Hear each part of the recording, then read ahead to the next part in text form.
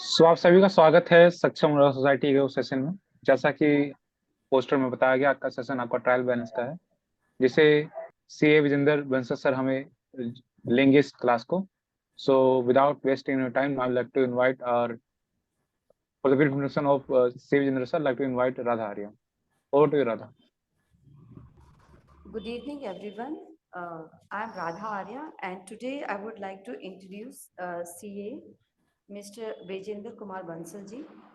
And please give a warm welcome to our speaker today, CA Vijender Kumar Bansal.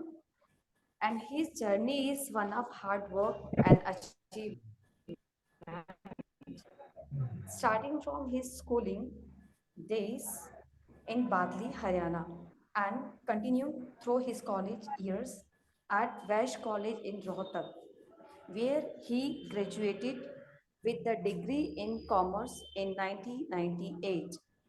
In 2004, Mr. Bansal reached a significant milestone by becoming a chartered accountant, which was followed by obtaining the title of Information System Auditor in 2011.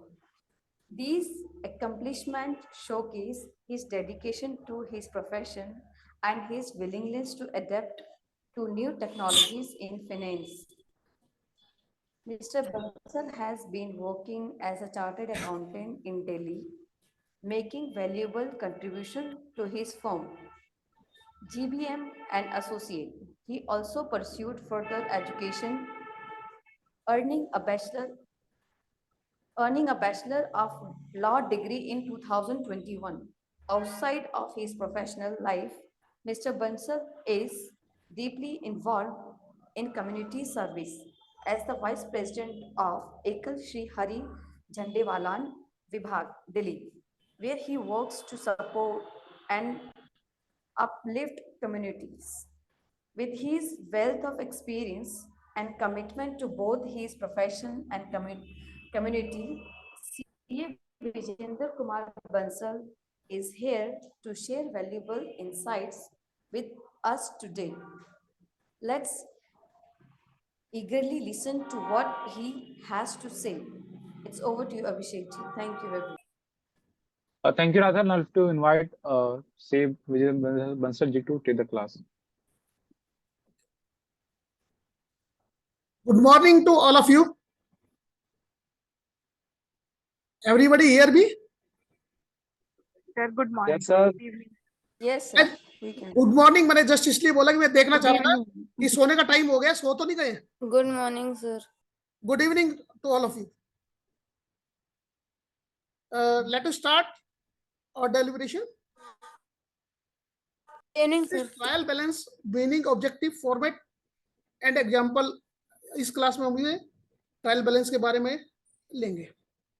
आप लोगों में कितने लोग जो हैं वो trial balance के बारे में जानते हैं अभी?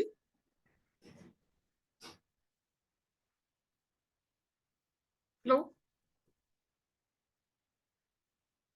Hello Abhishek ji. Yes, we can hear you, sir. हाँ, फर्स्ट पेज पे ले आइए जरा प्लीज. मैं ला रहा हूँ sir. Our topic is what is trial balance, meaning, objective, format, and that example of that trial balance format.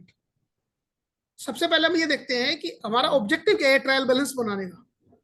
उद्देश्य, इसके पीछे क्या चीज छुपी हुई है जो हमें ये फाइनेंशियल स्टेटमेंट का हमारा एक पार्ट बनना और हमें इसको बनाना पड़ा.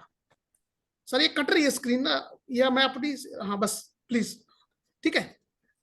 Even though about what we will happen, we do not segregate our financial transaction into debit and credit accounts. All of you know, जिन्होंने 11th 12th में अकाउंट्स पढ़ा होगा कि डेबिट क्रेडिट क्या होता है, ठीक है. You will be not be able to prepare financial statement, यानी कि आप अपने जो फाइनेंशियल स्टेटमेंट क्या होता है, प्रॉफिट एंड लॉस या बैलेंस शीट है, वो आप जब तक नहीं बना पाएंगे जब तक आपको ट्रायल बैलेंस या लेजर्स के बारे में ज्ञान नहीं होगा. आगे चलते, थोड़ा सा नीचे कर दीजिए.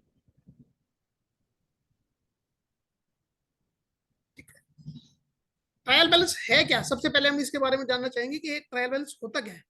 जितने भी हम अकाउंट्स बनाते हैं, सबसे पहले हम जर्नल एंट्री करते हैं. जर्नल एंट्री के बाद हमारे लेजर अकाउंट बनते हैं. लेजर अकाउंट जब क्लोज हो जाते हैं एक टाइम पीरियड पे, मोस्टली हम फाइनेंशियल ईयर एंड पे इसको क्लोज करते हैं, तो उनमें से कुछ बैलेंस निकल के आते हैं। किसी अकाउंट का डेबिट बैलेंस होता है, किसी का क्रेडिट बैलेंस होता है। तो हमें उन सब अकाउंट्स को एक समराइज यानी एक संक्षिप्त रूप में हमें मिल जाता है, उसको हम ट्रायल बैलेंस बोलते हैं। हिंदी में इसको हम तुलन पत्र भी कह देते हैं, कई जगह तलपट भी बोल देते हैं इसके। हमारे को किससे क्या लेना है, क्या देना है, हमारी किताबें हमारे बताए, किताबें मीन्स हमारे लेजर ऑफ अकाउंट्स हमें बताते हैं हमारा क्या खर्च हुआ, हमें क्या कमाई हुई, क्या हमने सेल किया, क्या परचेज किया। इन सब चीजों के बारे में एक संक्षिप्त विवरण जो हमारे को ट्रायल बैलेंस से हमें मिल जाता है। इसके पीछे हमारा मेन उद्देश्य यही है कि हमारे फाइनेंशियल ट्रांजेक्शन्स को हम समराइज कर पाते हैं। नेक्स्ट हम देखते हैं कि है क्या ये तुलन पत्र, है क्या चीज। बेसिकली जब भी हम ऑडिट करने जाते हैं तो हमारा प्राइमरी ऐसे चेक करने का पर्पज क्या होता है, ट्रायल बैलेंस में यदि हमारा डेबिट और क्रेडिट ट्रांजेक्शन यदि मैच नहीं होते हैं, डेबिट मीन्स ट्रायल बैलेंस के अंदर हमारे पास दो कॉलम होते हैं, एक कॉलम लेफ्ट साइड एक राइट साइड। यदि वो दोनों कॉलम यदि आपस में मैच नहीं होंगे तो हमें इमीडिएट पता लग जाएगा कि कहीं ना कहीं यहाँ पे अर्थमेटिकल मैथमेटिकल कैलकुलेशन मिस्टेक्स हैं कहीं ना कहीं। अब वो क्यों है, उसके पीछे बैकग्राउंड में जाएंगे तो हमें पता लग जाएगा कि क्यों हमारी यहाँ मिस्टेक हुई है। इसलिए हमेशा ये ध्यान रखना चाहिए जब भी हम ट्रायल बैलेंस देखें, हमारा सबसे पहला फोकस होना चाहिए कि दोनों साइड डेबिट और क्रेडिट साइड का टोटल आपस में मैच कर रहा है या नहीं कर रहा। नहीं कर रहा तो उसी टाइम आप छोड़ दीजिए ट्रायल को, पहले ट्रायल बैलेंस को ठीक करने की कोशिश करिए कि कहाँ पे गड़बड़ है।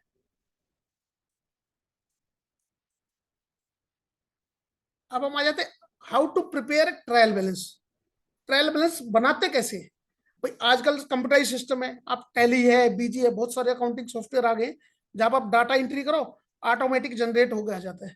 अब वो ऑटोमेटिक जनरेट ठीक हो गया आ रहा है नहीं हो गया आ रहा है, जब तक हमें उसके पीछे का ज्ञान नहीं होगा हम उसको एक्यूरेट पोजीशन में नहीं ला सकते।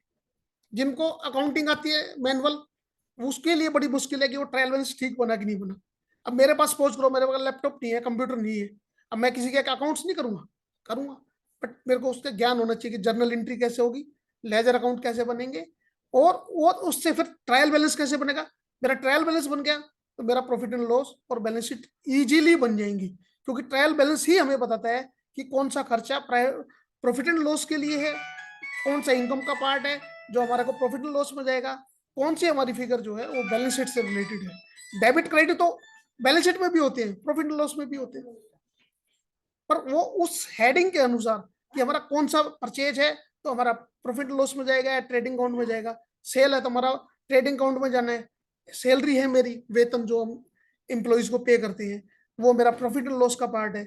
यदि मेरी कैपिटल एसेट्स है, कोई फिक्स एसेट्स है, वो मेरा बैलेंस शीट का पार्ट है। तो वहां पे उन सब चीजों को देखना होता है कि डेबिट क्रेडिट बैलेंस कहाँ पे जाना है। यदि मेरा ट्रायल मैच होगा तो मेरे को इजीली बैलेंस शीट और फाइनेंशियल बनाने में दिक्कत नहीं होगी, इमीडिएट हम उसको प्रिपेयर कर लेंगे। अभी आप लोगों के सामने मेरे स्क्रीन नंबर पेज नंबर 3 चल रहा होगा स्क्रीन का, जिसके अंदर ना मैंने कुछ जर्नल एंट्रीज मेंशन की है। जर्नल एंट्रीज का पर्पज क्या होता है, सबसे पहले हम कहीं भी कोई भी बुक्स ऑफ अकाउंट देखते हैं या हम बिजनेस स्टार्ट करते हैं, क्या करेंगे, माल बेचना है, माल बेचने के लिए हमें माल खरीदना भी पड़ेगा। तो सबसे पहले हम क्या करेंगे, माल खरीदने की एंट्री क्या होती है, purchase to party, purchase to cash, purchase to bank. अब यहाँ पे मैंने एक सिंपल एक एंट्री पास करी। आजकल जीएसटी का माहौल है, आप लोगों को पता ही होगा कि मोदी गवर्नमेंट आने के बाद मोदी जी हमारे प्राइम मिनिस्टर मोदी जी ने 1 जुलाई 2017 से GST goods and service tax एक नया कानून लेके आए थे, जो सब excise custom VAT sale tax इन सबको मिक्स करके जीएसटी ले आए थे, गुड्स एंड सर्विस टैक्स। तो आप जब भी आप मार्केट में खाने जाओगे या घर का चीज परचेज करने जाते हो, बिल पे देखते हो ना एक छोटा सा अमाउंट नीचे लगा होता है, 5%, 12%, 18%, वो क्या जीएसटी लगा होता है। जीएसटी का है गुड्स एंड सर्विस टैक्स। अब जैसे मैंने पहले एग्जांपल में आप देखोगे मेरे परचेज का जो है उसके अंदर मैंने एक सिंपल सी फिगर ली है। Abhishek ji page number 3 screen पे कर दीजिए ताकि इन सबको दिखाई दे। Sure sir. Page number 3, yes बस ठीक है। अब आप ये देखेंगे कि यहाँ पे मैंने परचेज अमाउंट 72,000 लिया, जीएसटी 8,000, क्रेडिटर्स मीन्स जिस सप्लायर से मैंने गुड्स परचेज किया वो उधार में परचेज किया, तो इसलिए मैंने वो क्रेडिटर्स वर्ड दे दिया। यदि मैं कैश में उसको परचेज करूंगा तो यहाँ पे क्या आ जाएगा, टू कैश। बैंक से यदि पेमेंट की है मैंने तो टू बैंक आ जाएगा। तो यहाँ पे हम सिंपली ले लेते कि हमने वो माल उधार खरीदा, उसके बाद ये माल मैंने बेच दिया। 72,000 का परचेज किया था जिसमें जीएसटी लगाया, और वो माल मैंने 1 लाख रुपए का बेच दिया जिसके अंदर जीएसटी इंक्लूड है। ठीक है, नेक्स्ट थर्ड ट्रांजेक्शन आप देखेंगे, थर्ड जर्नल एंट्री, जिसके अंदर की हमने जो 1 लाख रुपए का माल बेचा था उसमें से हमें कस्टमर से 95,000 रिसीव हुए। 95 तो आप कहोगे सर ये तो 90,000 दिख रहे हैं स्क्रीन पे, 95 तो है नहीं।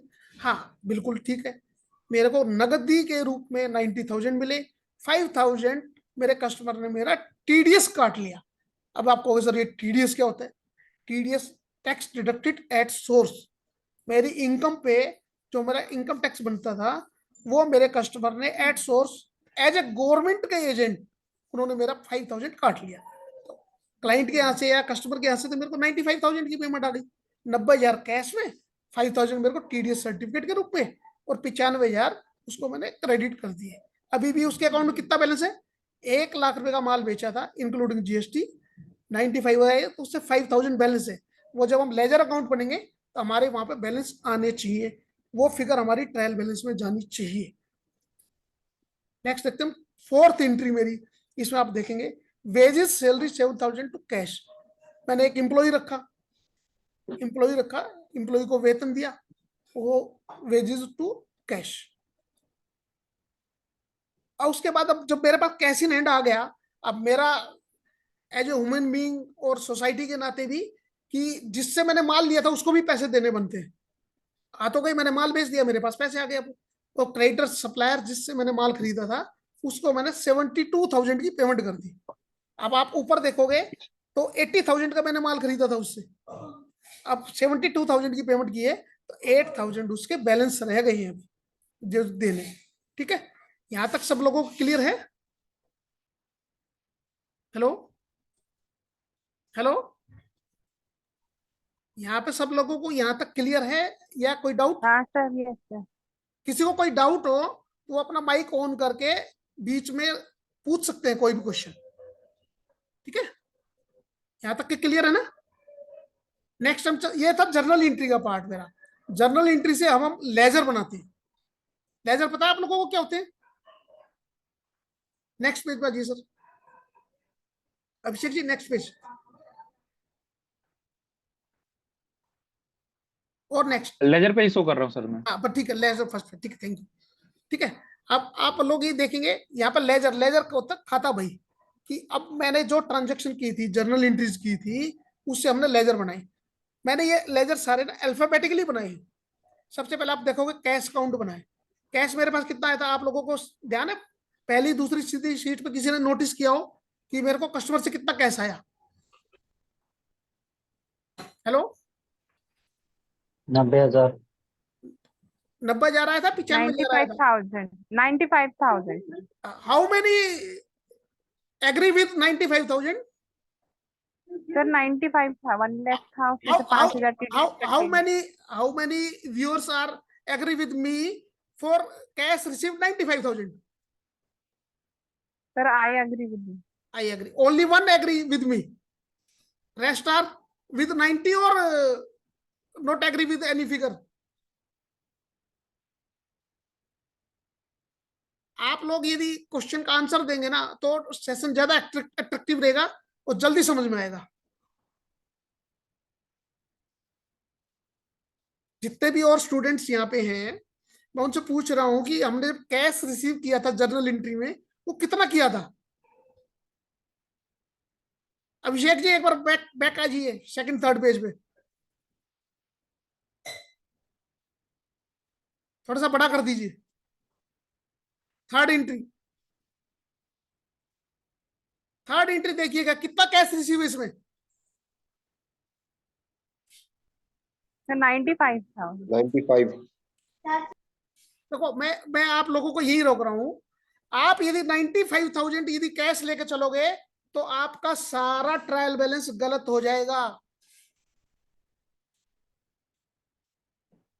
सबसे पहले आप जर्नल एंट्री को समझिए। इस एंट्री के अंदर 90,000 कैश डेबिट है।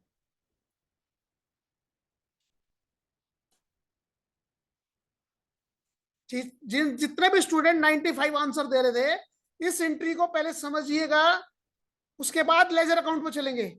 यहां पे फिर मैं रिपीट कर रहा हूं, कैश इज 90,000 और 95,000।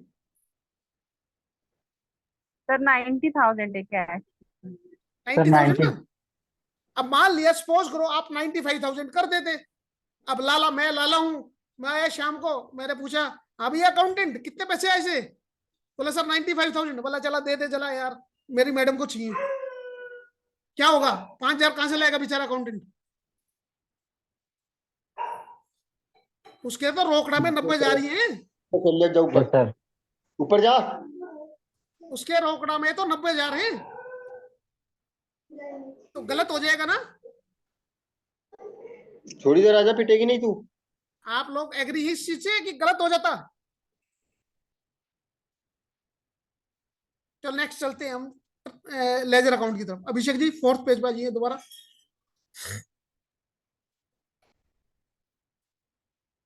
थोड़ा सा बड़ा कर दीजिए स्क्रीन ताकि दिखाई दे, जूम कर दीजिए प्लीज। हाँ थैंक यू। देखिएगा ये सब ट्रांजेक्शन लिंक्ड है। ऊपर जो जर्नल एंट्री थी वहां से 90,000 डेटर्स के वहां से उठ के आए हैं, वहां पे कैश डेबिट होता है हमारा, कैश डेबिट टू पार्टी। तो यहाँ पे कैश मेरा डेबिट हो गया। मेरे स्टाफ को सैलरी दी 7,000, ऊपर आपने देखा वो एक जर्नल एंट्री थी। क्रेडिटर्स को 72,000 पेमेंट की, बैलेंस मेरा 11,000 आ गया। जब मैं ट्रायल में जाऊंगा तो ये मेरा डेबिट बैलेंस है क्रेडिट बैलेंस है? एनीबॉडी टेल मी?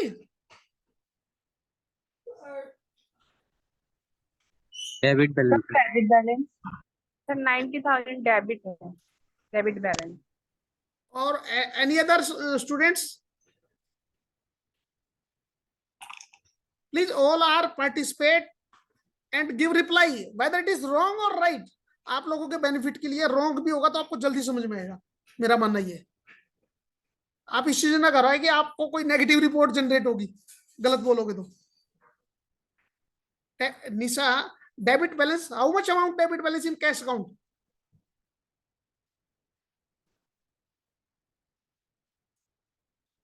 देखो स्क्रीन पे मैं फिर बता रहा हूं, ध्यान से देखिएगा। 90,000 कैश इन हैंड मेरे पास आया, ये फिगर दिख रही है। 7,000 इसमें से चले गए स्टाफ के पास, 72,000 रुपये मैंने क्रेडिटर को दे दिए। मेरा क्लोजिंग बैलेंस 11,000 रुपये है, ना कि 90,000।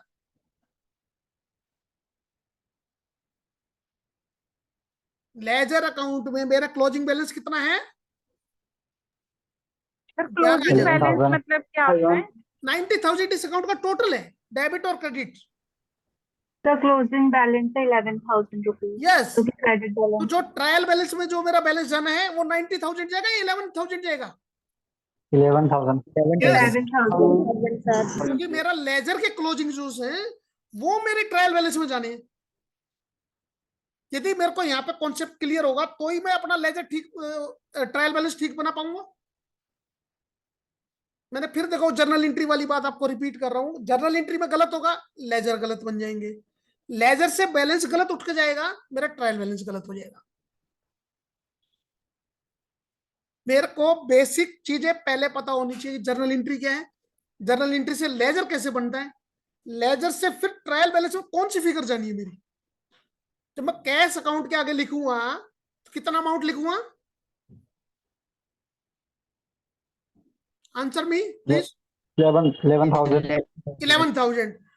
अब मैं फर्दर क्वेश्चन आता है, ये 11,000 डेबिट बैलेंस और क्रेडिट बैलेंस है? Sir credit. Sir credit balance sir. कितना? क्रेडिट।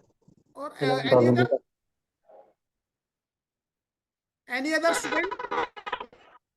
ये ट्रायल बैलेंस में डेबिट सेट जाएगा शायद। Any other views? Vivek ji के लिए जरा जोर से तालियां बजाइएगा। सभी लोग विवेक जी के लिए तालियां बजाइएगा। इन्होंने बिल्कुल ठीक आंसर दिया है। ये ट्रायल बैलेंस में डेबिट बैलेंस में जाएगा, कैश का मेरा बैलेंस। आप फिर देखियो लेजर को समझना, फिर पहले मैं लेजर समझो ध्यान से। यहाँ पे मेरा डेबिट बैलेंस कितना है 90,000, ये वाली फिगर पे ध्यान दीजिएगा। 7,000 इसमें से चले गए, 72,000 चले गए हैं, 11,000 बचे हैं। ये वाली साइड ज्यादा है या ये वाली साइड ज्यादा है? इस अकाउंट को गौर से देखिएगा, डेबिट साइड ज्यादा है या क्रेडिट साइड ज्यादा है? क्लोजिंग बैलेंस को छोड़ के डेबिट साइड। Debit side. जब डेबिट साइड ज्यादा होगा तो मेरा क्लोजिंग बैलेंस लिखा तो क्रेडिट साइड के नीचे जाएगा, क्योंकि मेरा डेबिट क्रेडिट बैलेंस में मैच चलने।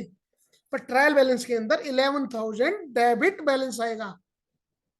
Are you understood? यस समझ गए? Yes sir. मेरी पहले तो मेरी आवाज और मेरी भाषा समझ में आ रही है कि नहीं, पहले आप ये बताइएगा। यस सर, आ रही है। ठीक है ना? यस सर, आवाज समझ में आ रही है। हाँ ठीक है। अब सेकंड देखिए, सेकंड ट्रांजेक्शन देखिएगा। अब गलतियां नहीं करना। सेकंड ट्रांजेक्शन, सेकंड लेजर मेरा क्या है? ये LF होता है, लेजर फेलो। लेजर फोलियो होता है कि खाता संख्या। कभी आप में से कितने लोग हैं जो बिजनेस एंड फैमिली से बिलोंग करते हैं? किसी के फैमिली में शॉप है?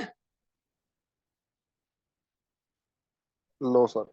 नो सर, ठीक है, कोई बात नहीं। जब आप यदि कोई शॉप होती तो जाते हैं, पापा का बिजनेस देखते हैं, उसमें पता लगता है कि वहां पे एक लाल रंग की छोटे से खाते रखे होते थे पहले, भाई खाता का भाई बोलते हैं जिसको। आजकल वो कॉपी में आ गए हैं, इंडेक्स वाइज। वहां पे डेबिट क्रेडिट के कॉलम होते थे, तो वहां से पता लग जाता कि आपको ये कि डेबिट क्रेडिट लेजर बनते कैसे हैं।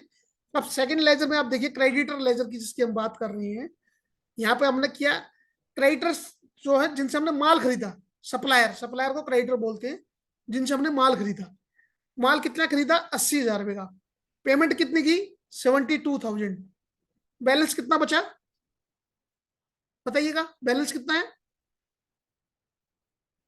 8,000। 8,000। यहाँ पे इस क्रेडिटर का बैलेंस जो है वो डेबिट बैलेंस है, क्रेडिट बैलेंस है? क्रेडिट जी, credit balance. Any other views? Debit balance, debit 8,000। Debit balance. कितने स्टूडेंट है जो डेबिट को एग्री कर रहे हैं? क्रेडिट बैलेंस आएगा सर। डेबिट वाले क्रेडिट कितने आएगा। हैं? डेबिट बैलेंस बताने वाले कितने स्टूडेंट हैं? वो आप फिर देखो, इस पहले वाले खाते को और दूसरे वाले खाते में, दोनों पर नजर मारो, दोनों के बैलेंस अलग अलग दिशा में दिखाई दे रहे हैं। कैश का देखो राइट हैंड कॉलम में क्लोजिंग बैलेंस आ रहा है, क्रेडिटर्स का लेफ्ट हैंड साइड कॉलम में बैलेंस नजर आ रहा है। आप फिर बेसिक चीज समझने की कोशिश करो कि क्रेडिटर को मैंने 80,000 रुपए देने थे। क्रेडिटर का बैलेंस होता क्रेडिट। जब हम जर्नल एंट्री करते हैं, goods purchase to creditors, goods debit हो जाते हैं, क्रेडिटर्स क्रेडिट हो जाते हैं। जब क्रेडिटर्स क्रेडिट होते हैं तो उनका बैलेंस हमेशा क्रेडिट रहता है, बशर्ते कि कभी कभी एडवांस पेमेंट हो जाती है तो डेबिट बैलेंस भी आ जाता है। ठीक है, यहाँ पे हमने 80,000 के बदले 72,000 रुपये उनको दिए, 8,000 रुपये उनके अभी देने हैं। तो हमारा बैलेंस यहाँ पे इस अकाउंट के अनुसार, इस खाते को देखते हुए हमें क्या नजर आ रहा है कि 8,000 रुपये उनके क्रेडिट बैलेंस स्टैंड कर रहे हैं। समझ में आ रही है? 8,000 रुपये बैलेंस है जो क्रेडिटर्स को हमें देने।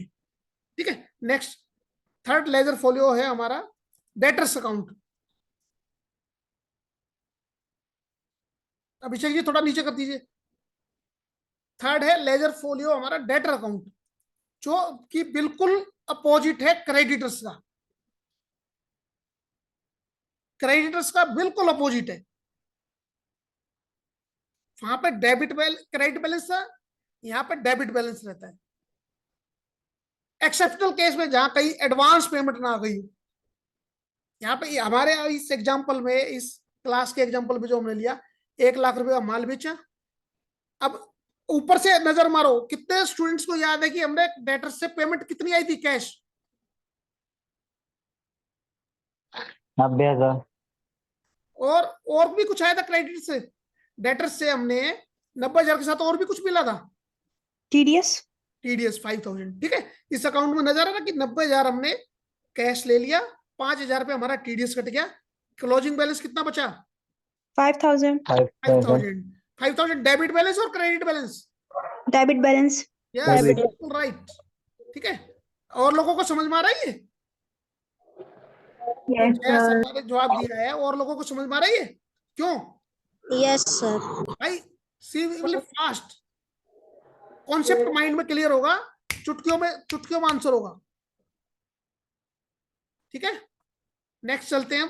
Fourth account GST account. GST account में क्या है, अब आपने ऊपर देखो लेजर अकाउंट में देख, यहां से भी पता लग जाएगा, नहीं तो ऊपर जर्नल एंट्री में देखोगे, जब हमने माल बेचा था तो उस कस्टमर से 10,000 रुपये जीएसटी लगाया बिल पे। जब माल खरीदा था तो हमारे सप्लायर ने 8,000 रुपये जीएसटी लगाया। जर्नल एंट्री से आ रहा है मेरा ये डेबिट क्रेडिट बैलेंस। तो यहाँ पे क्लोजिंग बैलेंस कितना है जीएसटी अकाउंट और इस अकाउंट के देख के? 2000. 2,000 क्या? 2000 debit Closing credit? balance. Credit. Credit दो। ठीक है, अब इस अकाउंट को समझ लेते हैं पहले कि जीएसटी होता क्या है। जीएसटी होता गुड्स एंड सर्विस टैक्स। मैंने अभी थोड़ी देर पहले भी रिपीट किया था। जब हम माल बेचते हैं, आपने कभी कोई इनवाइस देखा है, बिल देखा है? वही मोबाइल खरीदा हो, घर पे कोई आइटम खरीदी हो, या रेस्टोरेंट में गए, उस बिल के नीचे लिखा होता है कुछ, Yes, sir. देखा आपने किसी ने बिल? तो एक बेसिक अमाउंट होता है, उसके ऊपर वो जीएसटी लगाते हैं, फिर सर्विस चार्जेस, ये टैक्स वो टैक्स। आप टेलीफोन का बिल देखो, मोबाइल का बिल देखो, मोबाइल परचेज का देखो, मोबाइल पेमेंट का देखो, हर जगह जीएसटी आजकल यूज लग रहा है। तो जो हम बिल पे हमने कस्टमर को दिया वो हमारा क्रेडिट बैलेंस, जो हमारे को परचेज पे आया वो हमारा इनपुट क्रेडिट बोलते हैं, वो हमारा डेबिट बैलेंस। 2,000 रुपये हमने अभी सरकार को देने हैं। जीएसटी के हम सरकार के बिहाफ पे टैक्स कलेक्ट करते हैं, हम सरकार के एजेंट हैं जीएसटी पॉइंट ऑफ व्यू से। ये 2,000 क्या है हमारी बुक्स में? जब ट्रायल बैलेंस के अंदर जाएंगे, क्रेडिट बैलेंस का मतलब होगा कि due to government GST account में 2,000 रुपये हमें जमा कराने, पे करने, जो कि हमारा लाइबिलिटी साइड। कितने लोगों को पता है कि लाइबिलिटी का बैलेंस डेबिट होता है क्रेडिट होता है? Credit. और एसेट्स का Debit. और एक्सपेंसेस का Debit. और इनकम का? Credit. Yes, well debit well done, बहुत बढ़िया। चलो नेक्स्ट चलते हैं फिफ्थ लेजर पे। अभिषेक जी जरा नीचे कर दीजिए। और अब नेक्स्ट लेजर हमारा परचेज अकाउंट। ठीक है,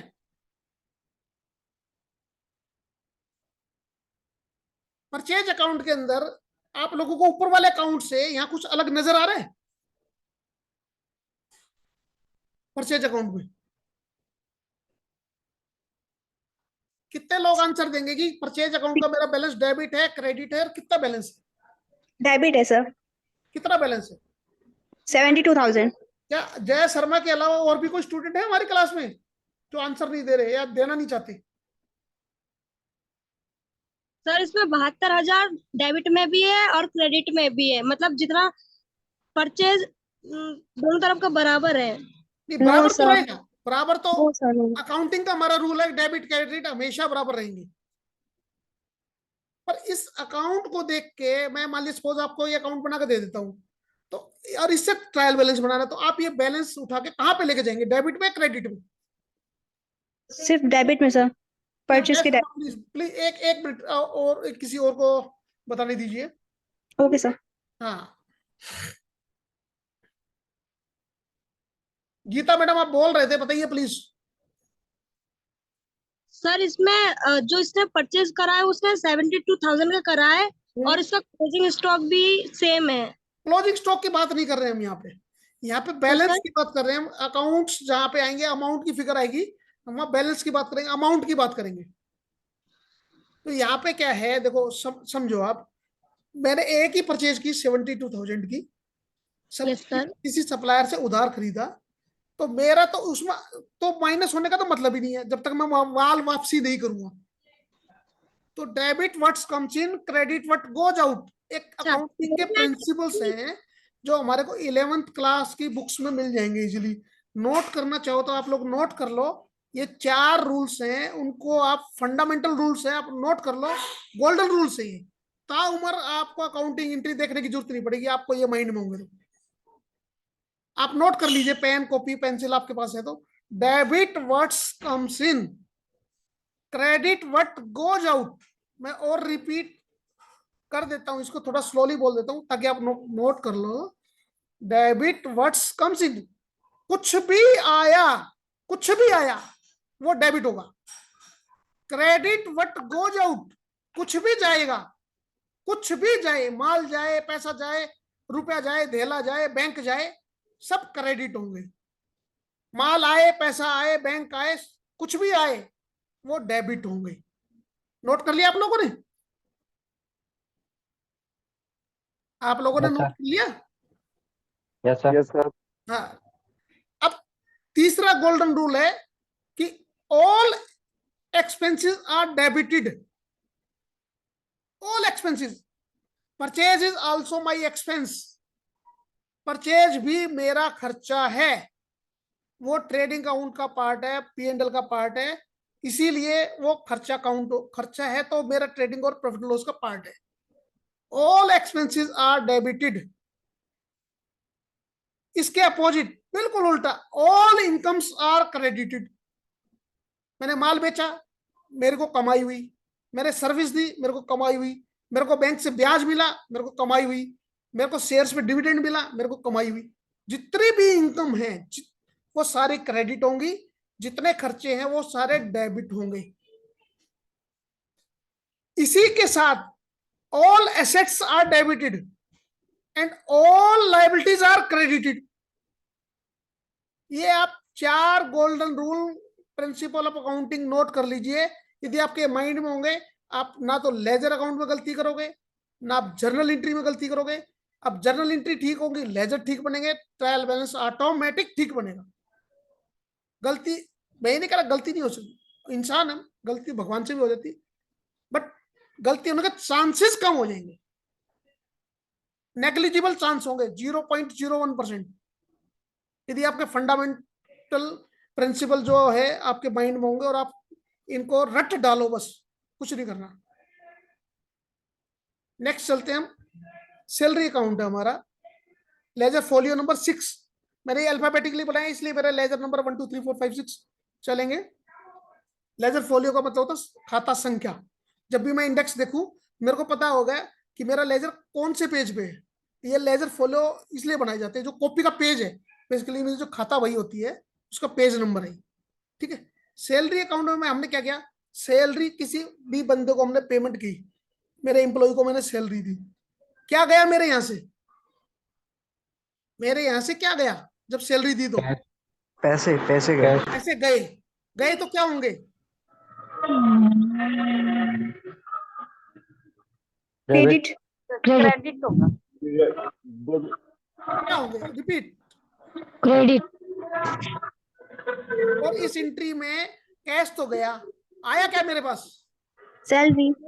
सैलरी आई नहीं, सैलरी, सैलरी एक्सपेंस हुआ, ठीक है। तो एक्सपेंस के लिए मैंने क्या बताया था, डेबिट होगा क्रेडिट होगा, डेबिट। एग्जैक्ट। तो एक्सपेंस और डेबिट, जो गया वो क्रेडिट, ठीक है। तो सैलरी मेरी डेबिट हो गई, तो सैलरी कहां पे आएगी, डेबिट साइड में। तो इस सैलरी अकाउंट में मेरा जो 7000 है, बैलेंस कितना है 7000, वो क्लोजिंग बैलेंस उसका डेबिट है क्रेडिट है, ट्रायल बैलेंस में कहां पे जाएगा ये 7000, डेबिट साइड जाएगा ये। क्रेडिट। यस। मींस मेरे को लग रहा है कि मेरी अभी तक की जो 30-35 मिनट की क्लास है उसका असर होना शुरू हो गया। चलो नीचे चलते हैं, 7। अभी आ जाता हमारा सेल के विपरीत, ये परचेज के विपरीत सेल अकाउंट। जब हमने माल खरीदा था तो माल बेचेंगे भी, माल बेचेंगे तो क्या गया मेरे यहां से, सामान गया, क्या गया, माल गया, गुड्स गए। गुड्स मींस मतलब सेल हुई, सेल ऑफ गुड्स अकाउंट लिखते हैं ना, तो वो क्रेडिट हो जाएंगे।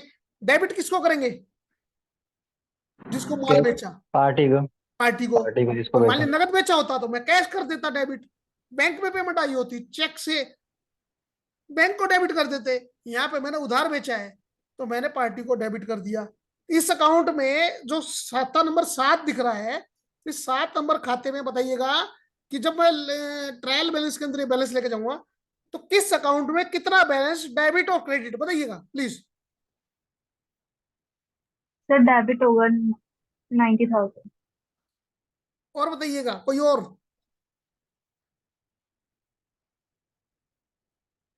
एनीवन और जो डेबिट के साथ है 90,000 के, कोई है?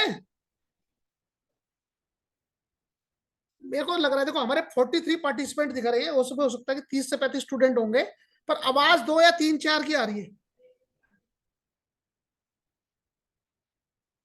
बाकी लोग सुन रहे हैं?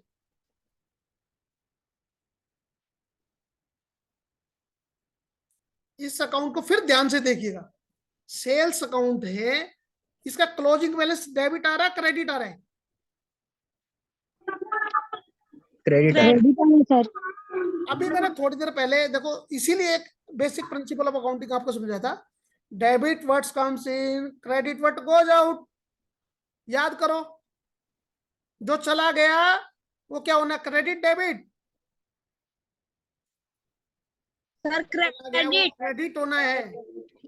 तो 90,000 ट्रायल बैलेंस में मेरे क्रेडिट साइड में आएंगे सेल के।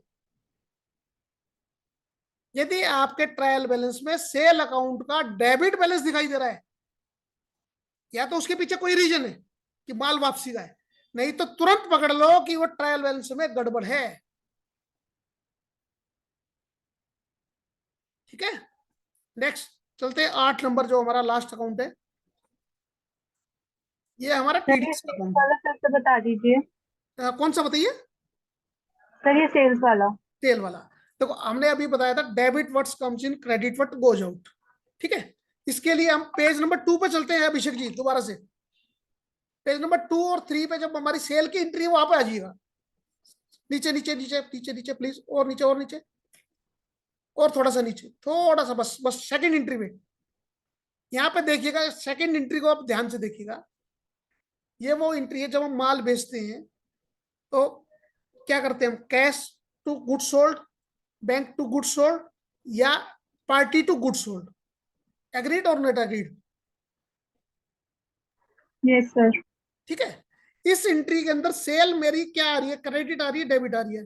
बीच वाली लाइन देखिएगा, क्रेडिट आ रही है सर। ठीक है। जब मैं सेल अकाउंट में जाऊंगा तो वहां पर क्रेडिट साइड में लिख दूंगा और डेबिट साइड में डेटर को लिख दूंगा। आ जाइए सर चौथे नंबर पेज में दोबारा से।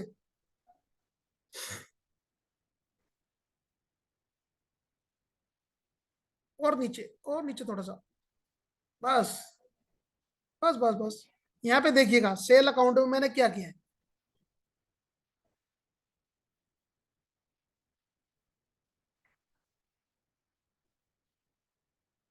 ये 90,000 क्रेडिट बैलेंस मेरे ट्रायल बैलेंस में चले जाएंगे। Yes sir. ठीक है, अब आ जाते हैं टीडीएस अकाउंट में।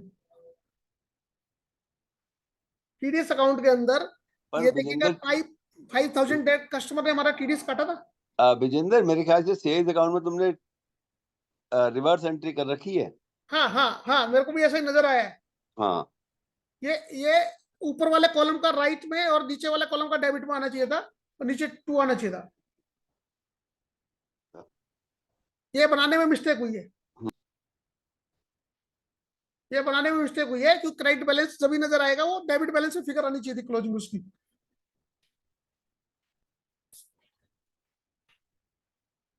ठीक है, सेल्स का हमारा हमेशा क्रेडिट बैलेंस रहेगा, जो हमारा ट्रायल बैलेंस के अंदर क्रेडिट साइड में चला जाएगा। नेक्स्ट आ जाते हैं टीडीएस अकाउंट। जब हमारा कस्टमर ने टीडीएस काटा तो हमारा डेबिट बैलेंस था, ट्रायल बैलेंस के अंदर डेबिट साइड में 5,000 मेरे ट्रायल बैलेंस में आ जाएंगे। अब हम नेक्स्ट चलते हैं अपनी नेक्स्ट स्लाइड में।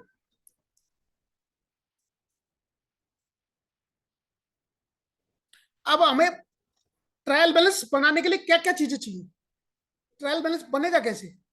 सबसे पहले हमने जर्नल एंट्री कर ली, जर्नल एंट्री के बाद हमने लेजर अकाउंट बनाई, जर्नल एंट्री के बाद लेजर जो बनाए इनको जर्नल लेजर भी बोलते हैं, लेजर भी बोलते हैं, हिंदी में खाता बही भी बोल देते हैं।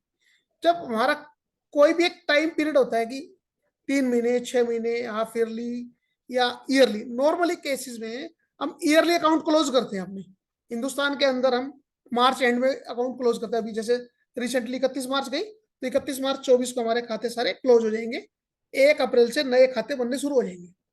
तो वो जो क्लोजिंग बैलेंस है जिन जिन अकाउंट के, हमें पहले क्लोज करने पड़ेंगे अकाउंट, फिर जो बैलेंस आएंगे ईयर एंड में वो बैलेंस हमें ट्रायल बैलेंस में लेके जाने हैं। इसके लिए हमें एक वर्कशीट बनानी है जिसके अंदर पार्टिकुलर्स, फिर उसके अंदर डेबिट क्रेडिट के कॉलम होंगे जहां पे हम अकाउंट वाइज उनको ले आएंगे। जब वो अकाउंट्स वहां से डेबिट और क्रेडिट उठ कर आ जाएंगे, उसके बाद हमें देखना है कि वो जो बैलेंस है हमारे प्रॉफिट लॉस से रिलेटेड है, बैलेंस शीट से रिलेटेड है, डेबिट बैलेंस है, क्रेडिट बैलेंस है। अकॉर्डिंगली वो वहां से एक एक करके हम आगे उन कॉलम में शिफ्ट कर देंगे।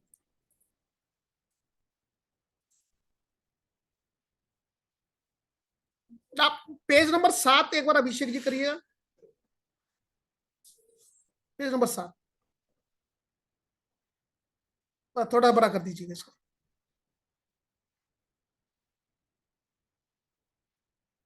बस बस, ये देखिए, ये मैंने यहाँ पे जो आपको थोड़ी देर पहले एक बेसिक प्रिंसिपल ऑफ अकाउंटिंग बताई थी, आप लोग नोट नहीं कर पाए हो तो इसको स्क्रीन का फोटो खींच लीजिएगा, नोट करना चाहो नोट कर लो। ये अपने माइंड में रखना है। एसेट्स ऑफ द बिजनेस वो डेबिट कॉलम में आएंगी, जितने भी एक्सपेंस होंगे बिजनेस के इंक्लूडिंग परचेज वो डेबिट कॉलम में आएंगे, जितनी भी लाइबिलिटी होंगी वो मेरी क्रेडिट कॉलम में आनी है। ऑल रिवेन्यू, रिवेन्यू मीन्स मतलब जितनी भी मेरी इनकम है वो मेरी सारी क्रेडिट साइड में आनी है। यदि आप माइंड में ये रखेंगे तो गलती होने के चांसेस ना के बराबर रहेंगे।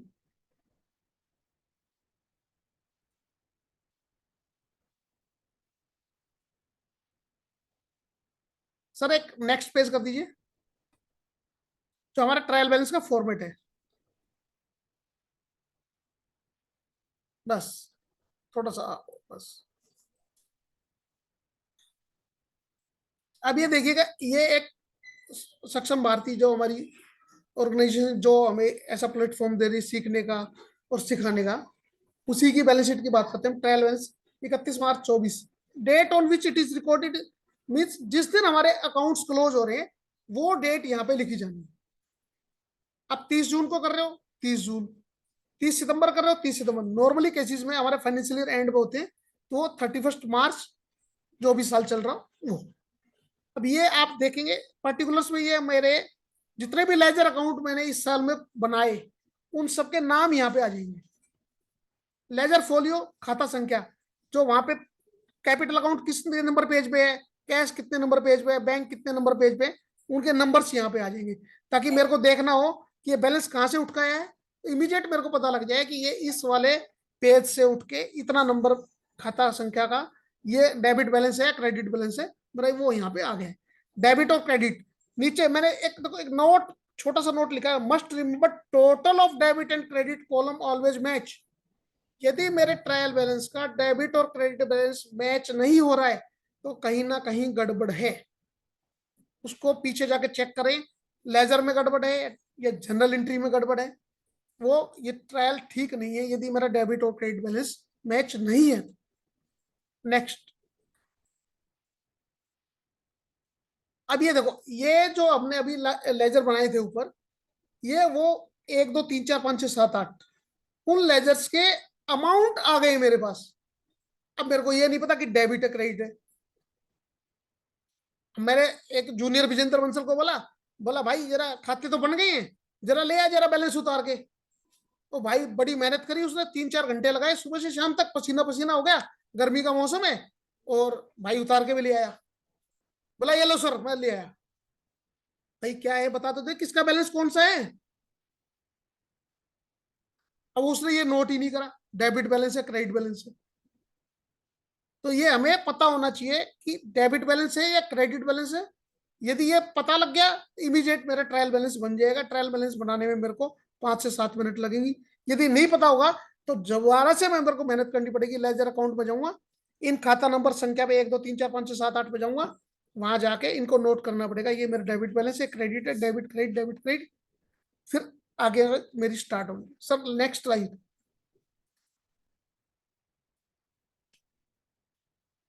अब ये देखिए, अब आप लोगों को ये पिक्चर देख के पिछले 2 3 4 पेज जो देखे हैं उनसे कुछ पता लग रहा है कि कौन सी फिगर कहां से उठ गई है और क्यों उठ गई है?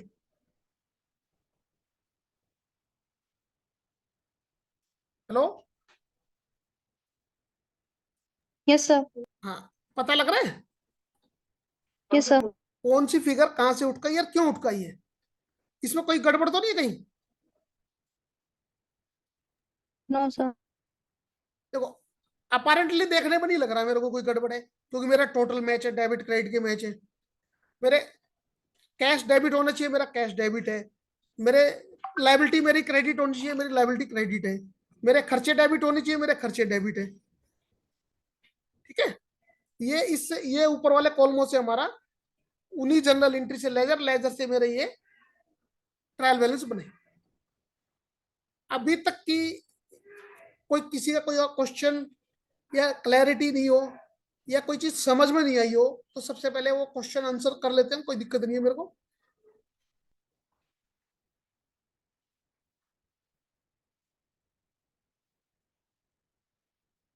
सबको टॉपिक क्लियर है? Yes sir. सबको टॉपिक क्लियर है? Yes sir. किसी को कोई चीज नहीं समझ में आई हो तो वो मैं दोबारा से रिपीट कर देता हूँ, दोबारा समझा देता हूँ। यार मेरा फोकस एक ही है कि आपको यदि अकाउंटिंग प्रिंसिपल यदि माइंड में होंगे तो journal entry, ledger, trial balance, even balance sheet बनाने में भी आपको 1% भी दिक्कत नहीं आएगी।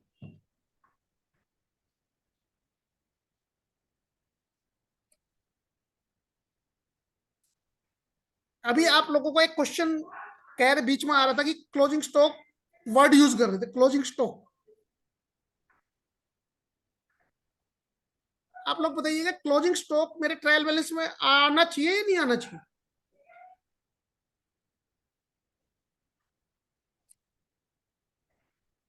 सर क्लोजिंग स्टॉक या closing balance? Closing stock, closing balance तो मेरे सारे आए नहीं है। ये जितने भी है ना, 11,000, 8,000, 5,000, 2,000, 72,000, 7,000, 90,000, 5,000, ये सारे क्लोजिंग बैलेंस ही है। कोई डेबिट बैलेंस है, कोई तो क्रेडिट बैलेंस है। सर क्लोजिंग स्टॉक भी आएगा?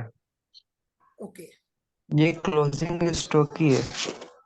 नहीं ये क्लोजिंग बैलेंस है, ये क्लोजिंग स्टॉक नहीं है। ये क्लोजिंग स्टॉक नहीं है इनमें कोई भी, ये सब क्लोजिंग बैलेंस है। मेरा क्वेश्चन ये है कि क्लोजिंग स्टॉक ट्रायल बैलेंस में आना चाहिए या नहीं आना चाहिए? सर क्लोजिंग स्टॉक तो प्रॉफिट लॉस अकाउंट में आता है ना? प्रॉफिट लॉस में भी तो कहीं से तो आता ही है ना फिगर। मेरा क्वेश्चन है कि प्रॉफिट, देखो प्रॉफिट लॉस में तो परचेज भी आती है मेरी, सेल क्लोजिंग भी स्टॉक आती है, सैलरी अकाउंट भी आती है, तो भाई these balance are in trial balance. Closing stock trial balance में नहीं आता। क्लोजिंग बैलेंस ट्रायल बैलेंस में आना चाहिए या नहीं आना चाहिए, पहला क्वेश्चन नहीं नहीं नहीं आना चाहिए। अब नहीं। मैं आपको बता देता हूँ क्यों नहीं आना चाहिए। क्लोजिंग बैलेंस क्या है मेरा? क्लोजिंग बैलेंस के बारे में भी थोड़ा सा मैं एलोबरेट कर देता हूँ। क्लोजिंग बैलेंस है क्या चीज मेरी, सबसे पहले हम वो समझते हैं। सपोज करो मैंने आज एक नया बिजनेस खोला, सक्षम भारती ने एक नई यूनिट लगा दी कि उसमें हम ना लैपटॉप सेल करेंगे। लैपटॉप जो है ना वो चीपेस्ट रेट पे सेल करेंगे, जितने का है उतने का बेच देंगे। अब सक्षम भारती में विनोद जी ने 100 लैपटॉप का ऑर्डर दे दिया, 100 लैपटॉप 1 अप्रैल को हमने खरीद लिए। अब मेरे पता लगा कि मेरे पास तो 90 स्टूडेंट है लेने वाले, 90 स्टूडेंट ने एक एक परचेज कर लिया, तो कितने बैलेंस बचे मेरे पास? कितने बैलेंस बचे? 10। 10 10। 10 ठीक है, वो जो क्लोजिंग स्टॉक है वो स्टॉक काउंट होता है जो मेरा इन्वेंट्री है। क्लोजिंग बैलेंस नहीं, closing stock means closing inventory, goods की इन्वेंट्री। वो मेरे पास 10 पीस बचे। अब 10 पीस आप कहोगे सर वो क्लोजिंग स्टॉक जो है वो मेरा ट्रायल बैलेंस में क्यों नहीं दिख रहा? सपोज करो इसी एग्जांपल में हमने जो 1 लाख का माल बेचा उसमें लैपटॉप खरीदे थे, और वो लैपटॉप यहाँ बच गए थे 10, वो क्यों नहीं आए? ट्रायल बैलेंस में इसलिए नहीं आते कि वो मैंने खरीदे थे 80,000 रुपए के इंक्लूडिंग जीएसटी, 80,000 रुपए इंक्लूडिंग जीएसटी खरीदे, तो मेरी कॉस्ट ऑफ गुड्स सोल्ड है, cost of goods sold already covered in purchase account, तो इसलिए closing stock never be entered in trial balance, never. कभी भी आप देखोगे तो क्लोजिंग स्टॉक आपको ट्रायल बैलेंस में नहीं दिखाई देगा। उसके पीछे लॉजिक यही है कि जो क्लोजिंग स्टॉक है उसकी कॉस्ट मेरी ऑलरेडी परचेज के अंदर इंक्लूडेड है, और वो मेरी परचेज ऑलरेडी मेरी ट्रायल बैलेंस में आ गई है। Closing stock profit and loss में दिखाई देगा, क्लोजिंग स्टॉक आपको बैलेंस शीट में दिखाई देगा। नेक्स्ट ईयर जब मेरा ओपनिंग स्टॉक बनेगा तो ओपनिंग स्टॉक मेरा ट्रायल बैलेंस में आएगा।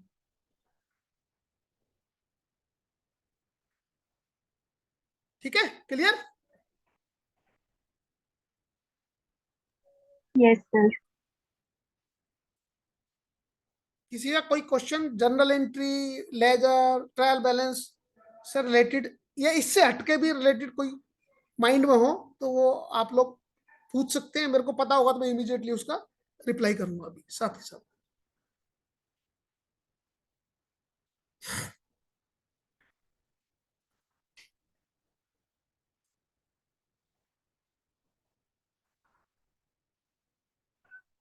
अभिषेक जी। Yes sir. हाँ, आगे की प्रोसीडिंग स्टार्ट करिए। अभी लग नहीं रहा कि कोई और क्वेश्चन है कोई। अगर तो आपके कोई क्वेश्चन है पार्टिसिपेंट्स तो आप पूछ सकते हैं अभी, हाँ, नहीं तो हम आगे बढ़ते हैं फिर।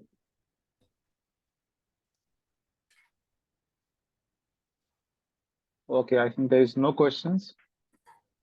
सो आज से पार्टिसिपेंट से रिक्वेस्ट करना चाहूंगा कि अपने कैमरा ऑन कर लीजिए ताकि हम रिकॉर्ड पर्पज के लिए साथ में फोटो ले सकें। Be quick, please open your cameras.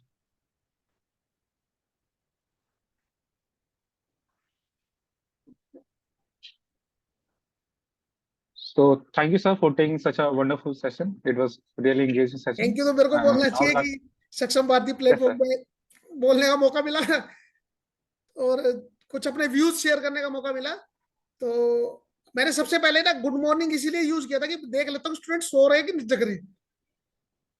Ji sir. ये मेरे को याद आया जब मैं सीए कर रहा था तो हमारी एक क्लास में ऐसी एक रात को 9 बजे क्लास थी, आए टीचर गुड मॉर्निंग एवरीबॉडी, सारे गुड मॉर्निंग हो गए थे। बोला सबके नंबर काट दो। So now I'd like to invite C. Vinod Kala sir for concluding remarks of this session. Over to you sir. Thank you very much Vijendra, बड़े ही अच्छे आसान शब्दों अरे में। सर और आपका आशीर्वाद है सर, नहीं आपसे ठीक सीखा है। है। हाँ, नहीं वो अच्छी बात है, पर मैं तुम्हारा तो धन्यवाद करना ही चाहूंगा, पर साथ साथ मैं हमारे जो पार्टिसिपेंट्स हैं और उनकी जो कमिटमेंट है फॉर सीखने के लिए, और कितना सीख पा रहे हैं कितना नहीं सीख पा रहे हैं ये तो समय बताएगा। पर उनकी इस समय रात के 9-10 बजे, 9 से लेकर 10 बजे तक, और कॉन्टिन्यूस आज शायद 15 दिन हो चुके हैं, ऑलरेडी हो चुके हैं, और बड़ी ही शिद्दत के साथ सबके सब हमको कुछ करना है, हमको कुछ आगे बढ़ना है।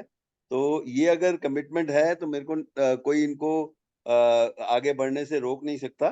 और विजेंद्र का तो मैं खास करके धन्यवाद दूंगा, क्योंकि ठीक है वो मेरे पास से सीए बना है, पर उसने भी क्योंकि वो सक्षम भारती का बहुत पुराना विजेंद्र जो है पुराना उसका वॉलंटियर है, उसका कार्यकर्ता है।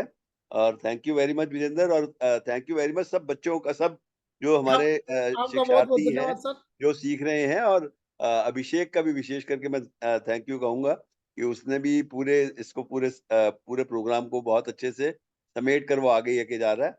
और हम कॉन्टिन्यूसली अपनी कक्षाओं को पूरा करेंगे, और जो हम सीखना चाहते हैं, अकाउंटिंग जो हम सीखना चाहते हैं, ये छोटी छोटी सी चीजों से ही अगर हम, पर अकाउंटिंग में सबसे जरूरी जो चीज है वो उसमें कॉन्टिन्यूटी में अपने को बराबर जो है उसको करते रहना है।